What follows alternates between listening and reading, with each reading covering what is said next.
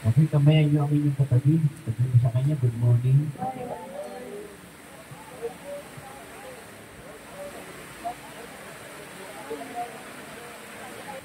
God is good. And all the time. Okay, makakaupo na tayo sa presensya ng Panginoon. Ang mensahe na binasa natin ayon sa Ebanghelyo ni San Lucas, chapter 16, verse 19 to 31, ay naglalaman po ito ng mahahalagang aral at may mga puntos.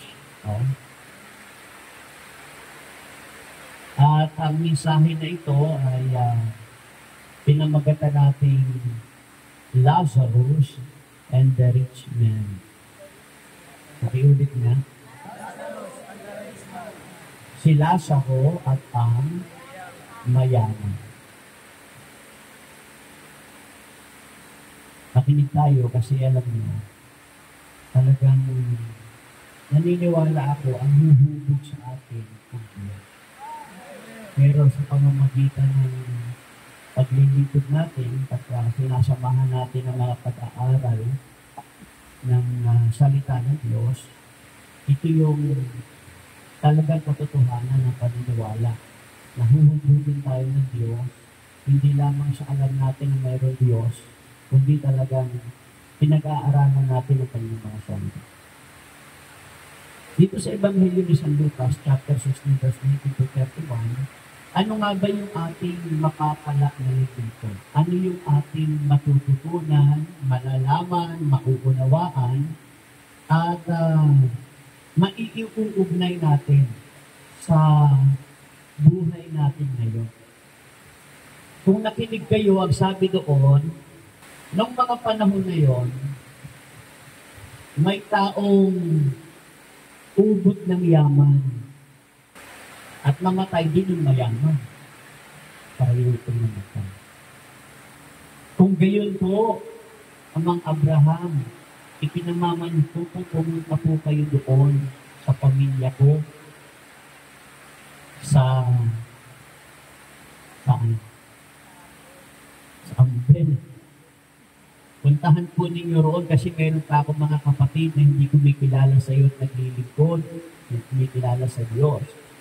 Ang sabi ni Abraham, sapat na yung Biblia, ang salita ng Diyos na ipinapangaral sa kanila, sapat ng paniwalaan ito. Sabi ng mayaman, hindi po naniniwala yung mga ito. Kailangan talaga makita nila yung patay ay bumangon at magsalita sa kanila. Sabi ni Abraham, kung yung salita nga ng pinapangaral ni Moises at ng mga propeta, hindi nila paniwalaan. Paano nila paniniwalaan ang taong namatay at nabuhay?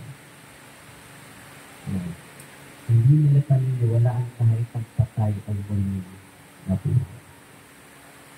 Kung ayaw nilang pakinggan ang mga sinulat ni Moises at ang mga propeta, hindi rin nila paniniwalaan kahit ang patay ay muli nabuhay.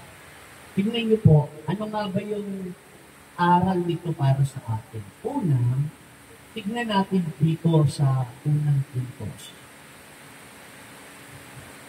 Panlabas na katayuan ay hindi sukatan ng pananampalataya o pabor ng Diyos.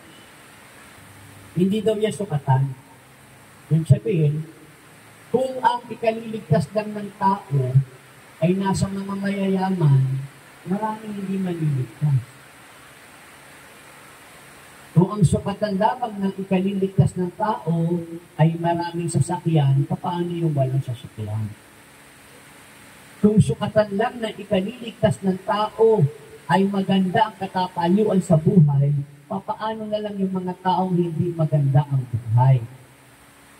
Kung ang sukatan ng ikaliligtas ay nasa ganda ng pananamit, paano na lang yung walang kakayahang magdamit? So yung panlabas na anyo ay hindi ito sukatan ng ating pananampalataya o makuha natin ang pabor galing sa Diyos. Ang mayaman po ay nagkaroon ng komportabling buhay. Ngunit hindi po ito nangangahulugan na siya yung pinalulugan ng Diyos.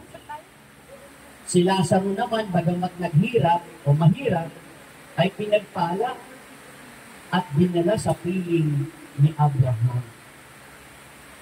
Ano ang ibig sabihin nito? Hindi pala sukatan ang panlabas na anyo at kalagayan natin. Sabi ito sa 1 Samuel chapter 16 verse 7. Ngunit sinabi sa kanya ni Yahweh, huwag mong tingnan ang kanyang taas at kakisigan. Hindi siya ang hinirang ko. Ang batayan ko ay di tulad ng batayan ng tao. Panlabas na anyo ang tinitignan ng tao. Ngunit puso ang tinitignan ko. Yung unang punto tungkol kay Lazaro at sa mayaman, ang sabi ni Yahweh sa 1 Samuel, hindi panlabas ang tinitignan ko. Kaya sabi ko sa inyo, kung yung pagiging mayaman ng batayan para maligtas, hindi maliligtas si Lazaro. At walang maliligtas sa atin dahil ang iba sa atin hindi naman nakaabot sa pamuntayan ng pagiging mayaman. Ibig sabihin, ang sabi ni Yahweh, hindi naman panlabas ang tinitignan ko tinitignan ko puso. Nakatingin ang Diyos sa panloob. Tulad na lang ng pagpapatawad, nasa loob yan. Pag-unawa, nasa loob yan. Pagpapasensya, nasa loob yan. Pagmamahal, nasa loob yan. Pagiging makatarungan, nasa loob yan. Yan ang tinitignan ng Diyos, yung loob. Kasi yung labas natin, mapanlin lang. Sabi sa 1 Peter chapter 3, verse 3 to 4, ang inyong ganday huwag maging sa kagayahang panlabas lamang. Paris ng pag-aayos ng buhok, pagsusuot ng mga gintong hiyas, at mamahaling damit.